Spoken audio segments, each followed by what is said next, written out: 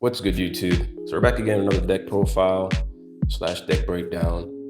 And if you're new to the channel, usually what I do is I go over all the cards that I play in my deck, ratios, all that good stuff, and the reason why I play those cards, and also the alternatives that you can sub in the deck to make it your own or personalize the deck.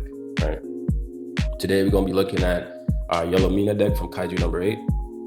And without further ado, let's get into it. So to start us off, we're going to start our zeros. Our first zero will be our generic raid target, Mina. Add to hand, 0 energy, 1500 BP. Second, we'll have another raid target in Reno, Kawa.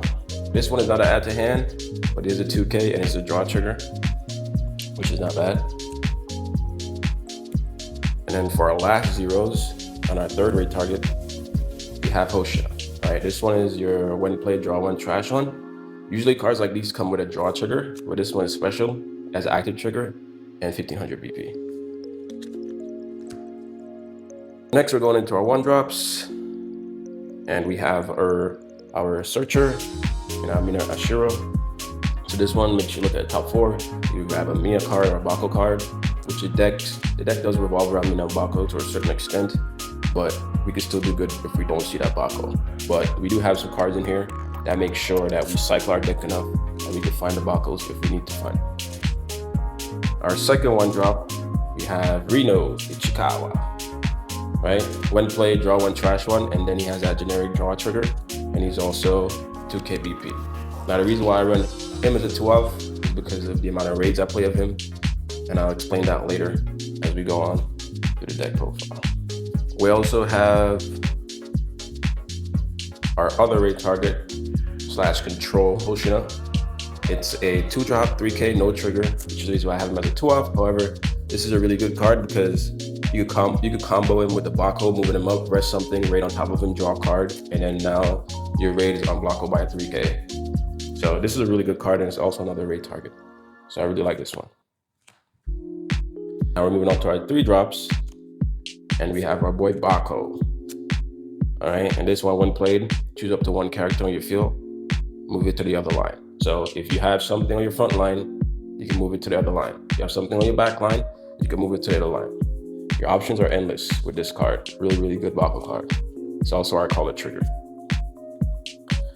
Next, we have another 3 drop. We have Mina Ashiro. So this one, if Bako's on the same line when she enters the field or when played, she gets to rest a character on your opponent's front line. It's also an active trigger, double energy generator, and it's 2K BP. But this card would help open up your opponent's front line so you can get more attacks in. And the combos are endless with this deck. It's really, really endless. Next up, we have, going into our big boys, we have our 4/2 Mina Ashura. This card does a lot. It's really, really good. It has 2 energy generation on your back line. When it comes in active. And then it can attack on the turn it's played from your back line. Activate main, you can buff something 1K. So anything that's a 3K on the front of your field, you can make it a 4K. It also has, when attacking, if Bako's on the same line, you draw a card. It's a really, really good card. Just the 2 energy, sometimes it slows you down. But I could see, if you really wanted to, you could go up to like 3 of those, but I wouldn't go more than that.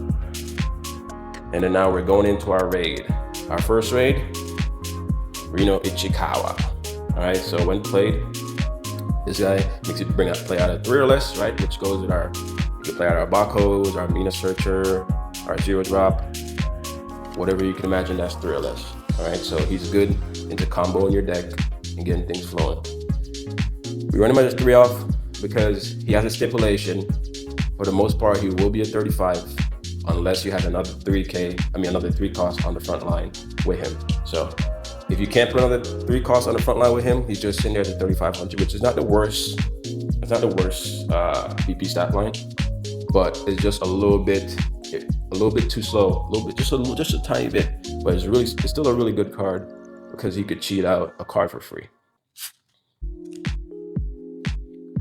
Now we have another raid card, our 4-drop Hoshina.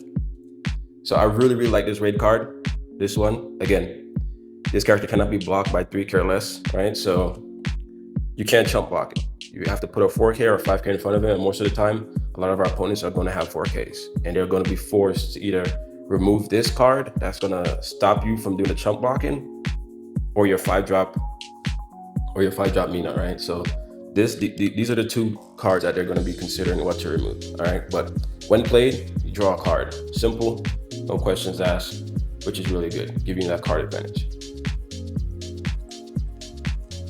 And then into our final raid, the big boss, we have our Mina raid. So this is a really good card. So when played, it switch a character on your opponent's front line to rest in. Then you can activate main. If a character is resting on your opponent's front line, you could make it remain rested next time it was be switched to active, right? So that's a complete lockdown for another turn, give you another chance to survive, or just keep that threat at bay, right? However, there's another stipulation here. If Bako's on the same line as her, she gains impact 1, which is usually on the front line, all right? So we do have the Bakos in our deck that can help us pull this off, right? So we don't have to worry about that. All right, next we're going into our events. Now I decided to play the accepting applicants, because this one allows you to look at your top 4 and then you can choose any 2 character cards and add it to your hand. So if you're missing something, you're missing a Bako, you're missing a Mina raid, you're missing one of your Hoshinas or your Renos, you can add those cards to your hand and then you can play them next turn. All right, so I really like this card. And there's another event you could play, and I'll go over that later. But other than that, you have your generic AP restand. This is who I am right now, right? Final trigger. And then you have your special or your removal, which is Unleash Combat Power 96%, removed up to a 5K.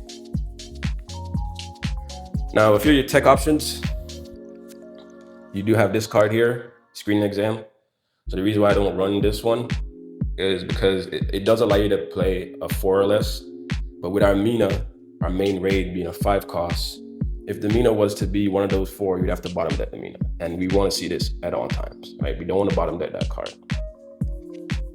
And the other option we have is another Bako. So this one is a draw trigger. If on the front line, if Mina is also on the front line, you cannot target any Mina card, right? Unless you pitch a card from your hand.